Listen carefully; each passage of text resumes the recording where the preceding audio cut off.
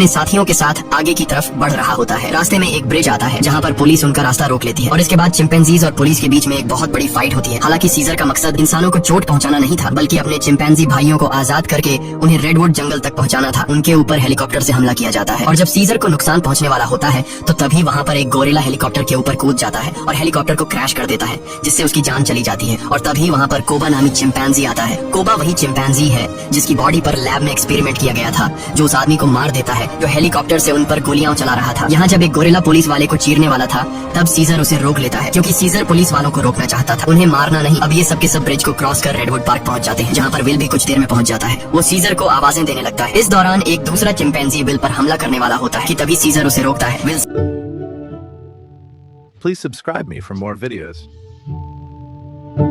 Scissor से कहता है कि तुम मेरे साथ घर चलो, नाराजगी छोड़ दो, नहीं तो पुलिस तुम सबको मार देगी। सीजर विल को अपने गले लगाता है और उसके कान में कहता है कि अब यही मेरा घर है। और विल समझ जाता है कि सीजर को उसकी दुनिया मिल चुकी है, वह उसके साथ लौट कर नहीं आएगा। विल सीजर से कहता है ठीक है, ये तुम्हारी जिंदगी है, जी लो इसे। जिसके बाद विल सीजर को यहीं छोड़कर चला जाता है। अब सीजर और उसके साथियों की यह एक नई दुनिया है और सीजर इन सबका लीडर है। वहीं हमें विल के पड़ोसी को दिखाया जाता है जिसकी उंगली सीजर ने काटी थी और अचानक उसकी नाक से खून निकलने लगता है। दरअसल फ्रैंकलिन, जो विल का कोलीग था जिसने एक्सपेरिमेंट के दौरान गैस इनहेल कर ली थी, वो ये सब कुछ बताने के लिए विल के घर आया था। लेकिन विल घर पर न होने की वजह से फ्रैंकलिन उसके पड़ोसी के पास गया। अचानक उसे खांसी आई जिससे खून के छींटे उसके ऊपर गिर गए और अब ये भी उस वायरस से इन्फेक्टेड है। दरअसल ये एक पायलट होता है जो कि इंटरनेशनल फ्लाइट्स उड़ाता है। इसका मतलब ये वायरस पूरी दुनिया में फैला देगा, जिससे पूरी दुनिया बदल जाएगी, और होता भी ऐसा ही है। इस मूवी का सेकंड पार्ट 2014 में आया था, जिसमें दिखाया जाता है कि वायरस को फैले हुए आज 10 साल हो चुके हैं और दुनिया से इंसानों की बहुत बड़ी आबादी खत्म हो चुकी है। जहाँ एक तरफ इंसानों की आबादी कम हो रही थी, दूसरी तरफ चिंपैंजीज की जनरेशन बढ़ती जा रही थी। ये सभी उस जंगल में पूरी तरह से फैल चुके थे और वो सभी अब पहले से भी ज्यादा स्ट्रॉन्ग हो चुके थे। यहाँ हमें सीजर को दिखाया जाता है, वो अब भी सभी चिंपैंजीज का लीडर है और इस जंगल में सीजर का ही राज चलता है। इस जंगल में अब इंसानों का आना मना है। सीजर का अब एक बेटा हो चुका है जिसका नाम ब्लू आई है। एक दिन सीजर का बेटा जब अपने दोस्त के साथ जंगल में घूम रहा होता है,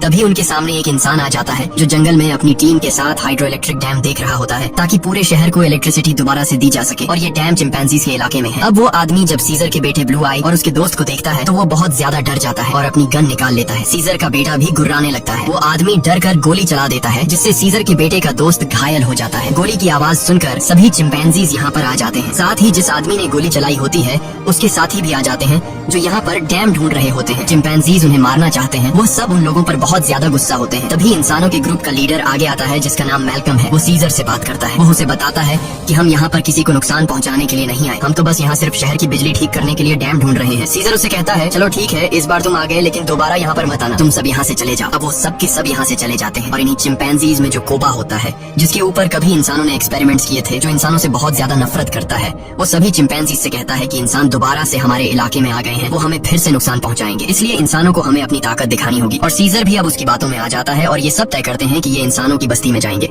और अब सीजर अपने घोड़े पर बैठकर सबके आगे होता है, उसके साथ सभी चिंपैंजीज इंसानों के इलाके में जाते हैं। यहाँ पर दिखाया जाता है कि जो पहले रोशनियों से चमकने वाला एक खूबसूरत शहर हुआ करता था, अब वो पूरी तरह से वीरान हो चुका है। यहाँ पर टेक्नोलॉजी और बहुत सारी चीजें अब पूरी तरह से खत्म हो चुकी हैं। सीजर अपनी पूरी सेना को लेकर इंसानों के इलाके में पहुंच जाता है, जहाँ पर मैल्कम एक बार फिर से सीजर के सामने आता है और वो सीजर से कहता है कि हम तुमसे माफी मांग चुके हैं। सीजर कहता है कि आज के बाद अगर हमारे इलाके में कोई भी आया तो हम उसे मार देंगे। हम युद्ध नहीं चाहते, लेकिन अगर इंसानों ने दोबारा हमारे इलाके में आने की कोशिश की तो हम किसी को नहीं छोड़ेंगे। यहाँ पर कोबा भी होता है। कोबा चाहता है कि वो इंसानों से युद्ध लड़े, लेकिन सीजर इंसानों को वार्निंग देकर यहाँ से पूरी सेना के साथ निकल जाता है। वही मैल्कम को दिखाया जाता है जो बहुत ज्यादा परेशान होता है, क्योंकि जिस जगह में ये लोग रह रहे थे वहाँ पर बिजली नहीं थी और उनका पावर प्लांट खास उसी जगह में था जहाँ पर चिंपैंजीज का इलाका था। वहाँ पर जाना मतलब अपनी मौत को दावत देना है। लेकिन सारी जिंदगी ये लोग बिना इलेक्ट्रिसिटी के तो नहीं रह सकते थे, इसलिए उन्हें हर हाल में वहाँ पर जाकर बिजली ठीक करनी थी। मैल्कम अपने सीनियर से कहता है कि हमें एक बार सीजर से बात करके देखना चाहिए, क्या पता वो हमारी तकलीफ को समझ ले। जिसके बाद मैल्कम अपनी फैमिली और एक ग्रुप लेकर वहाँ जंगल के बाहर पहुँच जाता है। मैल्कम जब सीजर को अपनी सारी सिचुएशन बताता है तो सीजर समझ जाता है, क्योंकि वो इंसानों के साथ रह चुका है। उसे पता है कि इलेक्ट्रिसिटी का मतलब क्या है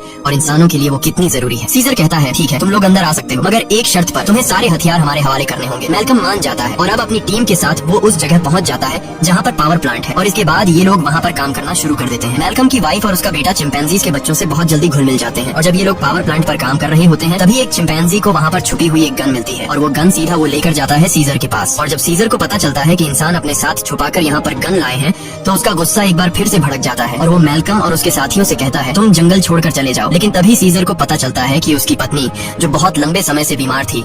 मैल्कम की पत्नी ने उसे दवा दी थी जिससे अब वो पूरी तरह से ठीक हो गई। ये देखकर सीजर इंसानों को एक और मौका देता है। वो कहता है, तुम्हारे पास एक दिन और है, तुम इस पूरे पावर प्लांट को ठीक कर सकते हो और इसके बाद यहाँ से चले जाना। दरअसल मैल्कम का एक साथी जो कभी एक पुलिस ऑफिसर हुआ करता था, उसे चिंपैंजीज पर बिल्कुल भरोसा नहीं है। वो उनसे नफरत करता है और वो यहाँ पर गन्स लेकर आया होता है। उनके पास और भी गन्स होते हैं और जब ये लोग गन्स एक दूसरे को पास कर रहे होते हैं तो ऊपर से कोबा देख लेता है। कोबा गुस्से से लाल हो जाता है कि ये इंसान तो बिल्कुल भी भरोसे के लायक नहीं है और कोबा इंसानों से बहुत ज्यादा नफरत करता है और वो जल्दी से सीजर के पास जाता है। वो उसे बताता है कि इंसानों के पास और भी हथियार हैं, इंसान भरोसे के लायक नहीं है, तुम्हें उन्हें हमारे इलाके से निकालना होगा। जिस पर सीजर उसे सब्र रखने को कहता है। इस बात से कोबा को गुस्सा आता है। वो कहता है, तुम्हें अपने साथियों की बिल्कुल भी परवाह नहीं है, तुम इंसानों से प्यार करते हो क्योंकि तुम भी उन्हीं में से एक हो। और अब सीजर को इस बात पर गुस्सा आता है और वो कोबा पर हमला कर देता है। सीजर उसे बहुत बुरी तरह से घायल कर देता है। कोबा अब बदले की आग में जलने लगा। वो यहाँ से सीधा उस जगह जाता है जहाँ पर इंसान और उनके हथियार हैं। वो वहाँ से इंसानों के हथियार लेता है और बहुत सारे इंसानों को मार देता है और उन्हें मारने के बाद वापस वो अपने इलाके में आता है जहाँ पर वो अपने ही चिंपैंजीज के कई घरों को आग लगा देता है। और जब मौका देखता है कि सीजर बिल्कुल अकेला है, उसके पास कोई भी नहीं है, तो वो चुपके से सीजर को भी गोली मार देता है। सीजर वहीं झाड़ियों में गिर जाता है। इसके बाद कोबा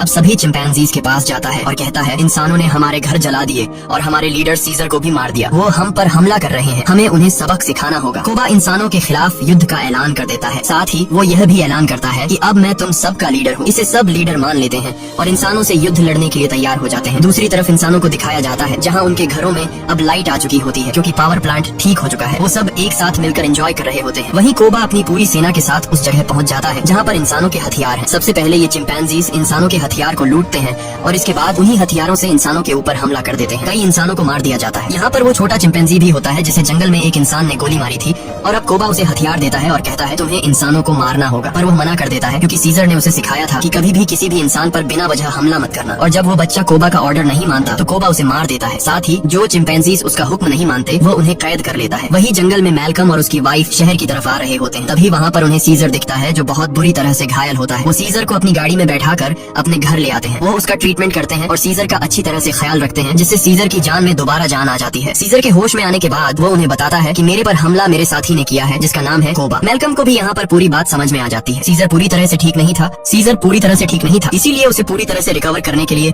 मैल्कम मेडिसिन लाने के लिए स्टोर पर जाता है और तभी उसके सामने सीजर का बेटा आ जाता है जिसके हाथ में गन होती है। वो मैल्कम को शूट करने वाला होता है कि मैल्कम उसे बता देता है, तुम्हारे पिता सीजर अब भी जिंदा है, वो हमारे पास है और उन्हें और किसी ने नहीं बल्कि कोबा ने शूट किया है। इसके बाद मैल्कम सीजर के बेटे को अपने घर ले आता है। वो अपने पिता को जिंदा देखकर बहुत खुश हो जाता है। जहाँ पर सीजर का बेटा सीजर को बताता है कि किस तरह से कोबा ने अपने आप को लीडर बनाया और उसने बाहर की दुनिया में मासूम लोगों की जान ली। सीजर के बेटे को भी अब पता चल चुका है कि उसके पिता सीजर पर और किसी ने नहीं बल्कि कोबा ने गोली चलाई थी। इसीलिए अब वह वापस उसी जगह जाता है जहाँ पर कोबा ने इंसानों को और बहुत सारे चिंपैंजीज को बंदी बनाकर रखा है। सीजर का बेटा सबको आजाद कर देता है। मैल्कम भी उनका साथ देता है और वो उन सबको टावर के अंदर ले आता है जहाँ पर उसकी मुलाकात वही पुलिस ऑफिसर से होती है। वह ऑफिसर मैल्कम को बताता है कि इलेक्ट्रिसिटी आने के बाद मैंने रेडियो से आर्मी के साथ कांटेक्ट कर लिया है और बहुत जल्द बहुत बड़ी आर्मी की सेना यहाँ पर आने वाली है जो सभी चिंपैंजीज का खात्मा कर देगी। साथ ही वह यह भी बताता है कि मैंने टावर के ऊपर बहुत सारे बॉम्ब्स को फिट कर दिया है ताकि जब चिंपैंजीज टावर के ऊपर चढ़ेंगे तो मैं बॉम्ब को ब्लास्ट करके उन सब चिंपैंजीज को मार दूंगा। हालांकि इसमें उसकी खुद भी जान चली जाएगी। उसके हाथ में रिमोट कंट्रोल होता है और अब ये देखने के बाद मैल्कम और सभी इंसान वहाँ से भागना शुरू कर देते हैं। वहीं सीजर को दिखाया जाता है जो अब यहाँ पर पहुंच चुका है। उसका सामना कोबा से होता है और कोबा और उसके बीच फाइट शुरू हो जाती है। सीजर को जिंदा देखकर बाकी चिंपैंजीज भी कोबा की गद्दारी को जान चुके हैं। वहीं हमें उस पुलिस ऑफिसर को दिखाया जाता है जो टाउन के एक हिस्से को बॉम्ब से ब्लास्ट कर देता है जिसमें कई सारे चिंपैंजीज मारे जाते हैं। लेकिन कोबा, सीजर और उसके कई साथी अब भी जिंदा है। जब कोबा देखता है कि बहुत सारे चिंपैंजीज वापस सीजर को सपोर्ट करने लगे हैं तो वह उन सब पर गोलियां चलाना शुरू कर देता है। तभी सीजर काफी ऊंचाई से कोबा पर हमला कर देता है और उसे बिल्डिंग से नीचे धकेल देता है। कोबा लोहे की रॉड से लटक जाता है। अब वह सीजर से कहता है, प्लीज मुझे बचा लो। जिसके बाद सीजर उसका हाथ पकड़ लेता है। लेकिन कोबा ने जो किया है उसे माफ नहीं किया जा सकता। इसीलिए सीजर उसका हाथ छोड़कर उसे नीचे गिरा देता है जिससे उसकी मौत हो जाती है। और अब मैल्कम और सीजर एक दूसरे के सामने होते हैं। ये दोनों एक दूसरे से हाथ मिलाते हैं, यानी कि यह दोनों अब अच्छे दोस्त हैं जैसे कभी सीजर विल का हुआ करता था। मैल्कम सीजर को बताता है कि बहुत जल्दी यहाँ पर आर्मी आने वाली है, तुम सबको यहाँ से निकलना होगा ताकि इस जंग को रोका जा सके। सीजर कहता है कि अब इंसानों और चिंपैंजीज के बीच जो वॉर है उसे कभी खत्म नहीं किया जा सकता। इसी के साथ यह कहानी खत्म हो जाती है।